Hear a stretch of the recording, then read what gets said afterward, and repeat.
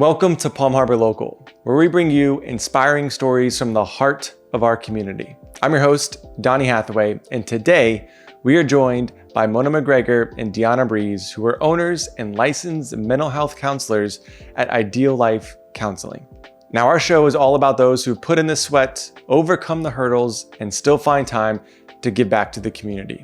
If you want to be inspired by how they got started, what keeps them going, and what they're doing today to make Palm Harbor even more awesome, you're in the right place. Now, in today's episode, you will learn how these two became partners in business, how COVID impacted the mental health of so many people around us, and their upcoming event for International Women's Day on March 8th at the Fenway Hotel and why you should go. Now, be sure to follow us on Instagram at Palm Harbor Local for behind the scenes content and join our weekly newsletter at palmharborlocal.com. Let's jump into it. Mona and Deanna, welcome to the podcast. Thank you. Thank you so much for having us. Yeah, so I'm excited to chat with you guys, and this is our first conversation, so this will be fun. I haven't learned any of your background and story and that sort of stuff, so let's start there. What do you guys do? How did you get into it? So we are both mental health counselors, licensed mental health counselors. We own Ideal Life Counseling. I've been in practice since 1998, so you can tell how old I am probably by that. Do you want to know a little bit about what my practice, what I specialize in? Yeah. Well, so 1998, what got you into it in the first place? Is that something you've always done in your career? So my dad was one of the first child and adolescent psychiatrists in the country. Okay. Back in the 1950s, and my mom was a psychologist. So I guess that kind of probably answers. Yeah. Yeah. Okay. I think I just grew up in a family of healers. Cool. And so at an early age, you knew that this is what you wanted to do? Yeah. So from the time I was in high school, my nickname was Dr. D. That's what my friends called me. Nice. Everybody came to me with their problems, and I would try to fix them. Yeah. Wow. And what about you, Mom? So originally I was a special education teacher. Okay. And as time went on, I realized that my biggest interest and where my students needed the most help was sort of with mental health and emotional health. And so I became a school counselor. I was a school counselor for many, many years. And then when I became licensed, I specialized in clinical sex therapy, which is a big departure from working with little kids. But that's part of what makes our two practices a little bit different. And so I'm working right now on a PhD in clinical sexology. So that's kind of my interest there. And so we have we do a lot of things that are similar. We have some diversity in our practice. Yeah. And so your practice is Ideal Life Counseling? Yes. Mm-hmm. And when did you guys start that? So we've actually been together. This is my longest relationship. I have to tell you that. I'm very proud of this relationship. It's my longest relationship. 20 yeah, years. I know. 20 years How exciting. Together. That's right. So how did you guys meet?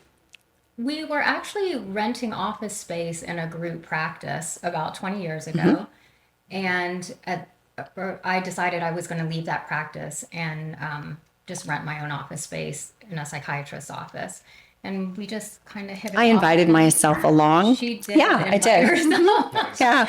And I've been so happy ever since I because know. we've traveled around to different offices on our own for the past 20 years. We're currently in Oldsmar, in downtown Oldsmar. Mm-hmm. Okay. Yeah.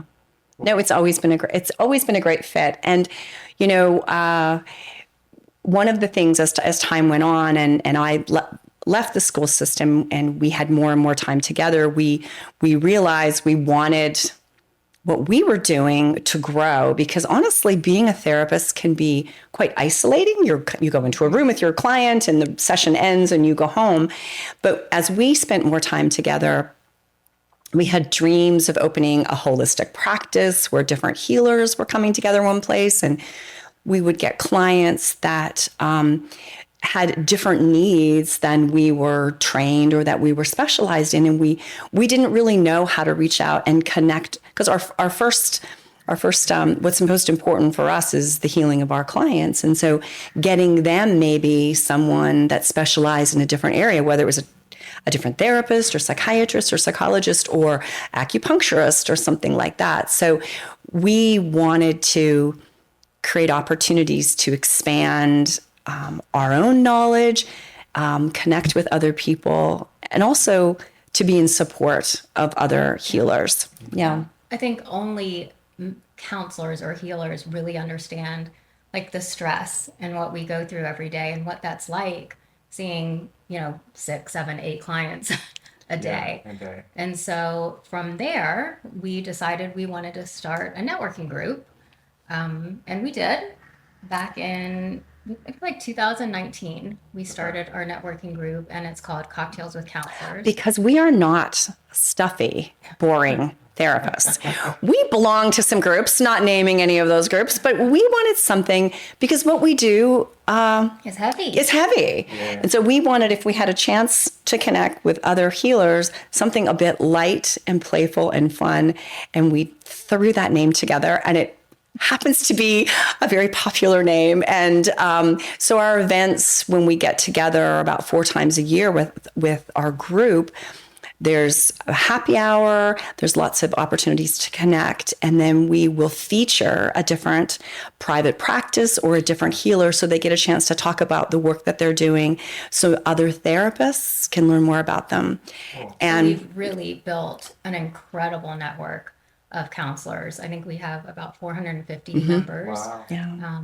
And so, like Mona was saying, we don't specialize in everything. So now that we have these connections, we know who to refer our clients to. Yeah. Is it typical for counselors to like have their own practice or partner with each other? Like, how does that typically work? In like a I think there are multiple ways counselors can have their practices. Some are in group practices. Some of our the people in our group own pretty big group practices where they have multiple counselors that they're managing. in all different specialties or Yeah. Yeah. right. Okay. And then you have just your counselor, like I was for a long time, just on my own until I met Mona. And then we were just the two of us. Yeah. So we're still a small practice. We have a couple of other clinicians who rent office space from us, but they're their own business. Business, yeah. Okay. You guys have hopes or dreams of expanding and having like more? I think Counselors. at this age, I think we're kind of on the downhill with our career. But what I love about our group is all of the young Yes. counselors, and Okay. I always feel like the dinosaur of the group. But the young Speak counselors for yourself. and all, But anyway, no, I'm just kidding. and all of the just really amazing and exciting things that they're doing. Yeah. And I don't know. We do a terrible job of marketing ourselves. That's the one thing. But we love to connect and support people within our circle. And so I think that energy flows through Cocktails with Counselors because you get such generosity and compassion when people reply to referrals. They're recommending friends and other therapists. It's not a self-centered group at all, and we're just so proud of again what's come out of that. Lots of young interns that are coming in that are just getting started, and lots of support that they have from supervisors, and that's just beautiful to watch something grow. So I would traditionally think like you're networking with a bunch of people that are your competition, right? In the same field or whatever. It's so funny you say that. We never look at it that way. Is that something that other counselors are concerned about? I don't think the counselors that we have attracted in our Yeah. group, No. like Mona was saying, most of the time, so on our Facebook page, it's a private Facebook page, so clinicians can go in and ask for, I'm looking for a counselor who specializes in this.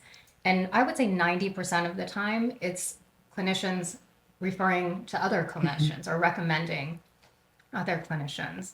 So I don't see a competitive nature. Yeah, I don't think that. I think that they wouldn't align to what we're doing because I think there's more of a flow going out than people even expecting to receive something. So Yeah, I think it's interesting you mentioned that, though. Yeah, because I've seen it in other professions too, and in my profession in real estate too. Like, it's been, I would say, in the past we've become more collaborative and working together and stuff, which is the way I believe it should be. And then certain corporations or companies are more collaborative than other companies and stuff. So I think every business and every professional should collaborate and work together because it just brings out the best in those individuals. Well, and it perpetuates abundance for everybody, right? And the whole idea is like for the good of all. How can we create something for the good of all? Yeah, I love that. Yeah. What do you guys love about what you do? Yeah, I really love my clients. I really do. I've learned so much from my clients. We've had, I don't know if this makes us terrible therapists. We've had a lot of clients for many years. Like sometimes people will come in.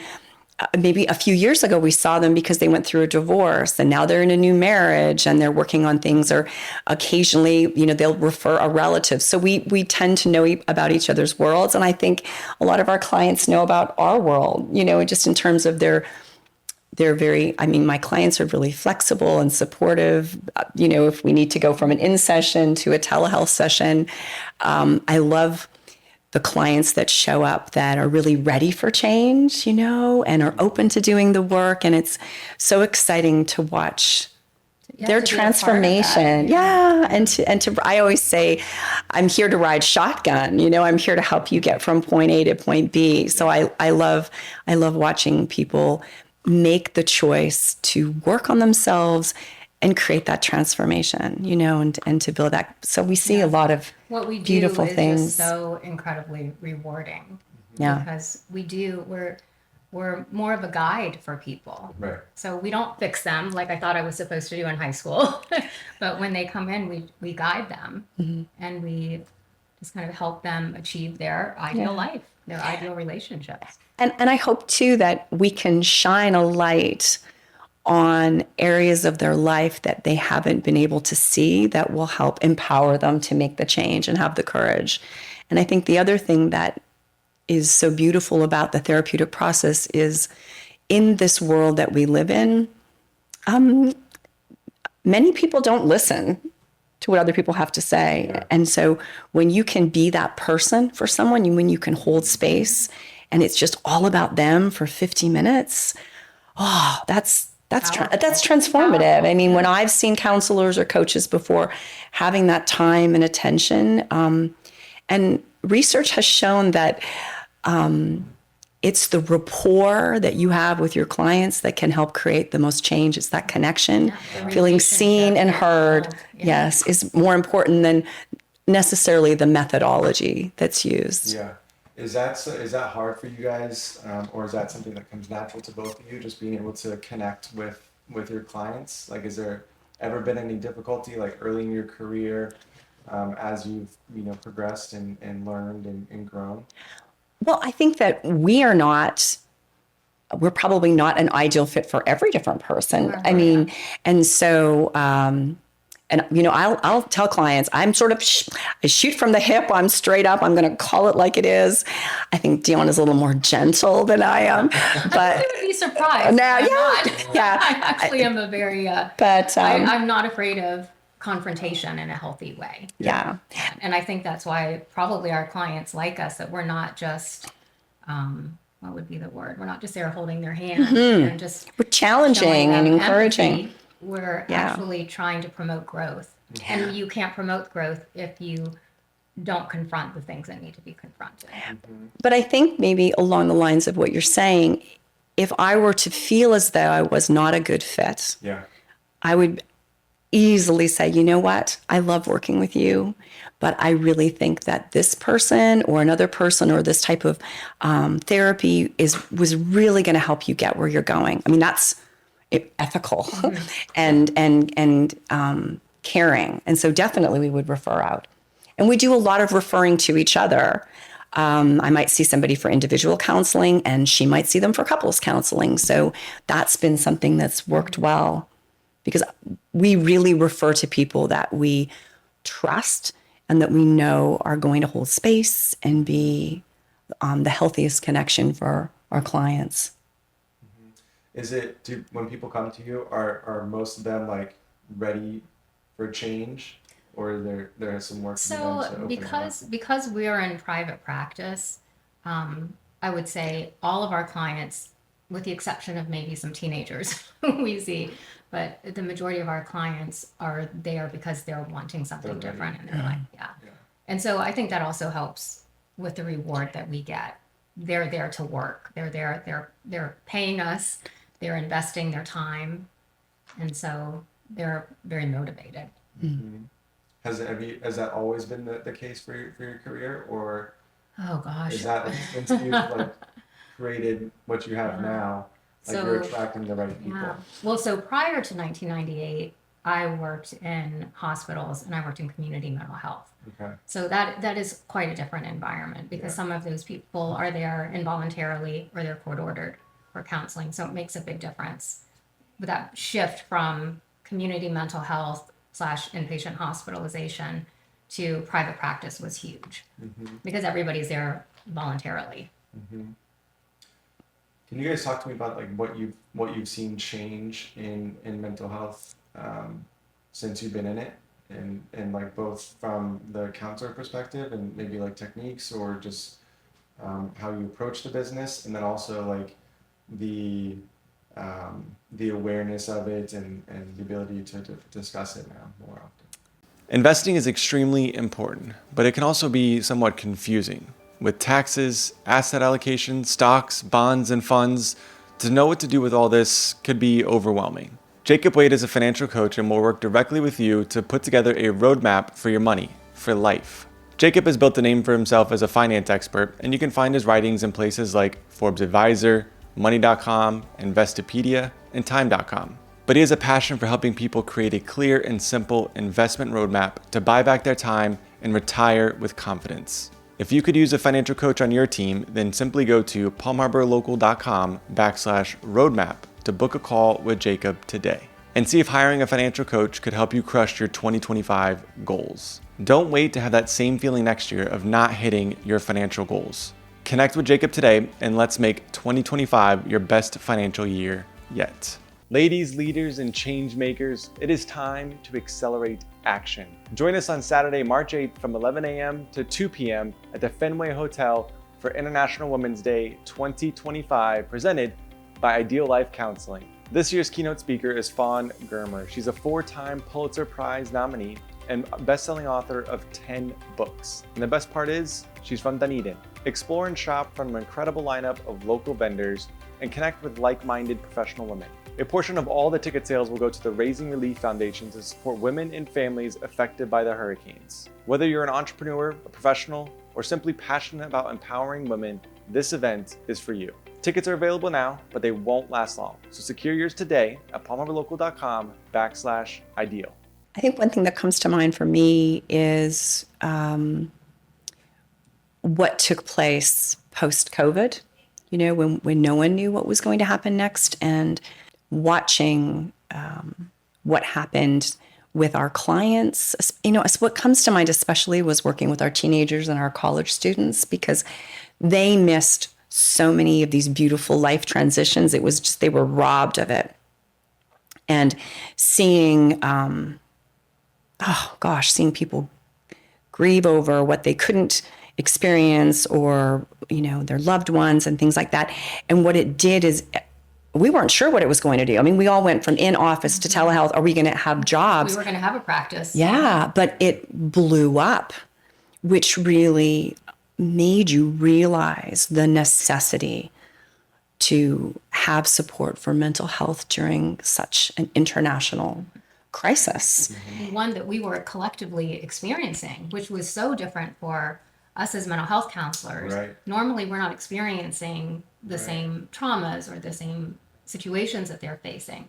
But during that time, it was a collective experience. So not only were we trying to help them cope with this pandemic, we were trying to process it all ourselves. Mm-hmm. Same with the hurricanes that just happened. Again, here in Florida, that collective experience that we were all going through, even if we weren't impacted personally, we were impacted by everything that was going on around us. Mm-hmm. But I think it's definitely raised a great deal of awareness toward having more difficult conversations about our mental health, because everyone's mental health was affected. No matter what you did, you were affected by it, or somebody you loved was affected. So I think it got people to start taking a look at how to take better care of themselves mentally and emotionally, which was good to see, and more talk about it and more support. Yeah. So speaking of like how to do that, what are some best practices, tips for someone who is like, okay, I want to start, being a better version of myself, mentally, physically? I think that we have to, I know self-care is kind of a big buzzword, but I think that it's so important to look at all aspects of that. So whether that's personally, emotionally, spiritually, physically, Yeah. taking care of all of those aspects and really paying attention to them. And I think maybe even during COVID, I hate to keep going back to that, but I do think we look at like pre-COVID, post-COVID. That was a big transition. Yeah, time, right? yeah, it was. And the importance of doing all of those things. And along with personal care was social. Like, how are we doing that? People were longing and craving connection, especially our young folks that we see. Yeah. Yeah. What are you guys doing to take care of yourselves mentally? Like, what are some of your best practices? Well, we are both very physically active. I think we exercise every day, which is really, really important. I mean, it's good to feel fit and feel good in my body, but I think for me, that's huge mental health. Yeah. And I think Yeah. for me, and this was something that I had to learn, was setting appropriate boundaries for myself. I remember one time one of my neighbors bought me a magnet. So my kids were little at the time, bought me a magnet and it said, "Stop me before I volunteer again." And I thought, oh my gosh, this is how she sees me. Like, I run a private practice. I'm room mom. I'm helping with the baseball team. I'm, doing all of this. And I thought, gosh, I don't want to be seen like that. Yeah. I want to be able to set healthy boundaries. So I work very hard on that. So I remember buying, I can't remember if I was gifted this or bought it, a tea towel that said, "I give great advice, I don't follow." And I used to think that was so funny. And then I realized how very unfunny that was for a therapist to have that in her home. So I strive to do more of that. I teach restorative yoga and hypnosis. And so I try to meditate as often as I can. And we have a beautiful community of now. I think another thing that's come out, we have so many more opportunities to practice meditation and yoga and other energy work within our community and beyond. Yeah, outside. Yeah, and a lot of therapists have merged those businesses. And so there's more opportunities to attend things like that. And that's really important to me. Mm-hmm. If I can get my legs up the wall and restorative yoga, or I can go meditate at Om or do yoga at Savage Yoga Studio here in Palm Harbor, I do it. And I get on the mat and I thank myself for showing up because I know it makes a huge difference. So those are some of the things. Yeah, I think that is cool. Like it does seem like there's a lot, there are many more opportunities to be fit, like to build a community, to find these different things for meditation, fitness. I feel like more gyms have opened up and stuff, So different styles, right? There's a bunch of different styles of fitness, like whatever works for you. Right, yeah. And then obviously being afforded, like the ability to get outside. As often as possible. Yeah. I think anything we can do that feeds our souls. Yeah. Like, we have to look for those things, and that's different with every person, and really being in touch with what that is. And I think too, along with that is, for me, it's connection, to be with people, to be with like-minded people. So you can have those conversations, whether it's conversations about your own personal growth or theirs, or to hear what their practice is for self-care or self-nurturing or their own mental health. So that's one thing I try to do. I have a beautiful group of friends where we're like-minded and we encourage and we support and we nudge, and whether it's our cocktails with counselors or just within my own, social circle, really important. Yeah, love it. So you guys have an event coming up, International Women's Day. This is our labor of love. Yes, yes. How long have you guys how many years have you done this event? We were trying to count that. Over 9 or 10 years. I started it was something, so it's a huge celebration in Europe. And as though they celebrate Mother's Day. It's got that level of importance. And I always loved the idea behind it. And nobody was ever doing anything in the Tampa Bay area. So I think my first event was like a small dinner party with my girlfriends. And then I think in about 2019, Mona mentioned it to me, and I had never heard of International Women's Day. Okay. And I think, like she said, having traveled so much in Europe, she was more familiar with it. And so I got on board with her, and our very first International Women's Day was at a very kind of small venue in downtown Dunedin. We could not believe how many people showed up. We are not event planners.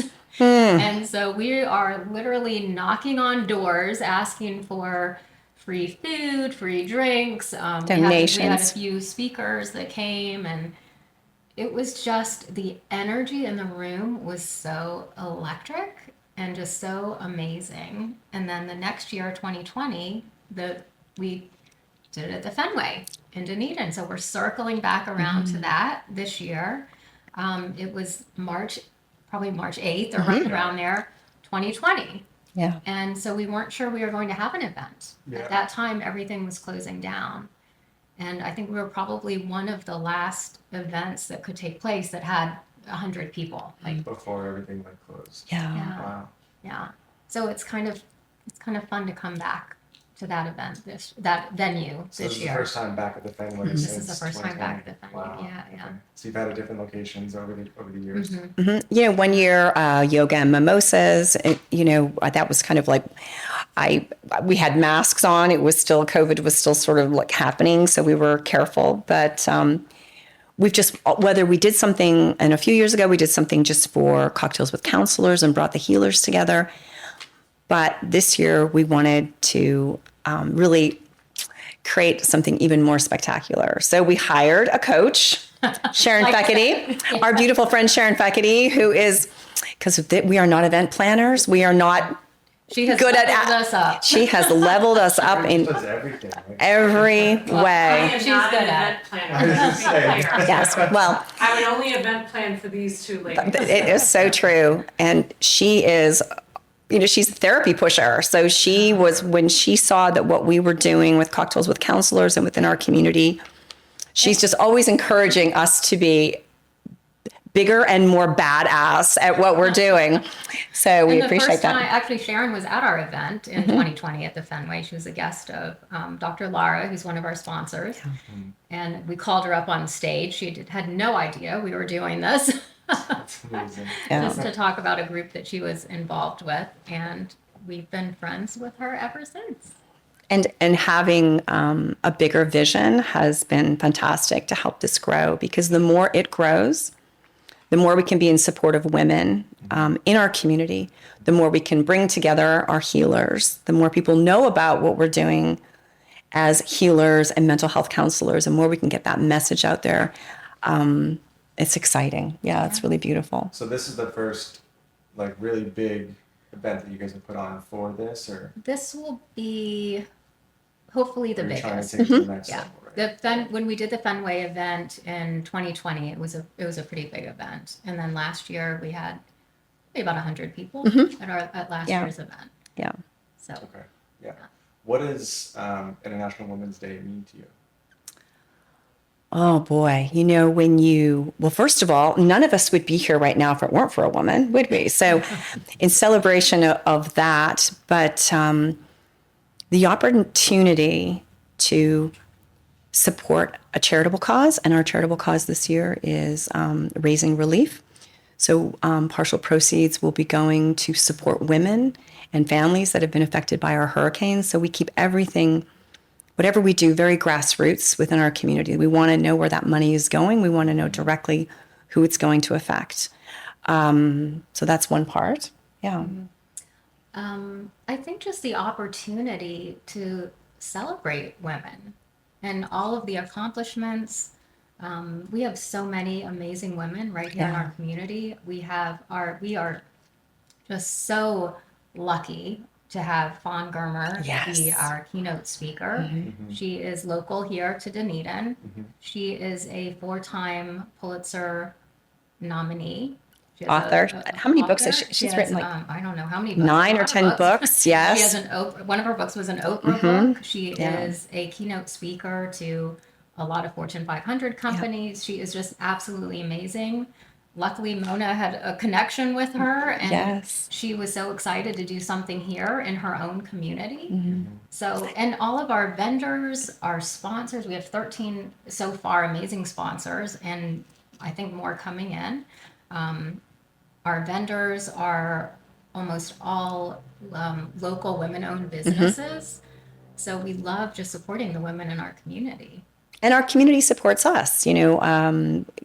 They love to be a part of helping this grow, which has been great. I think Yeah. it's that people have dived into more is the community aspect and being involved in whatever way they possibly can, whether it's a business or whether it's just people like coming out to support an event because it's a way to bring the Yeah. community together.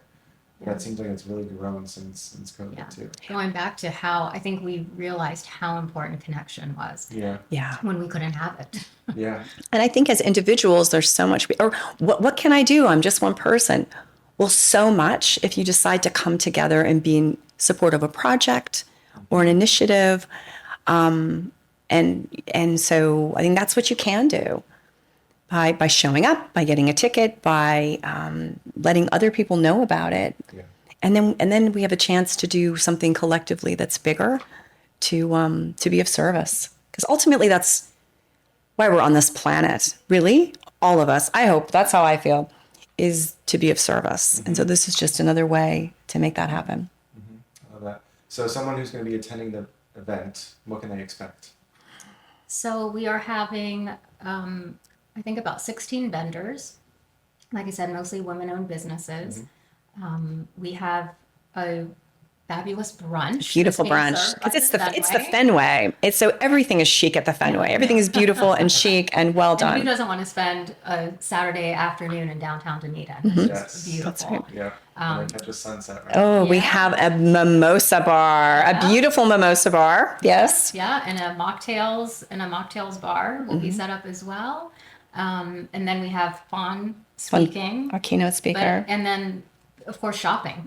Shopping. Yes, Yeah. that's right. And we have Shopping on a Saturday morning sounds. and our MC Natasha Pierre is going to be there She's doing our job this year. So Yes. we get to actually participate and enjoy our attendees and enjoy what's happening and observe, because usually it's a little frenetic for us. And so this time it's so wonderful to have that support Yeah. so that we can enjoy the reactions of the people around us.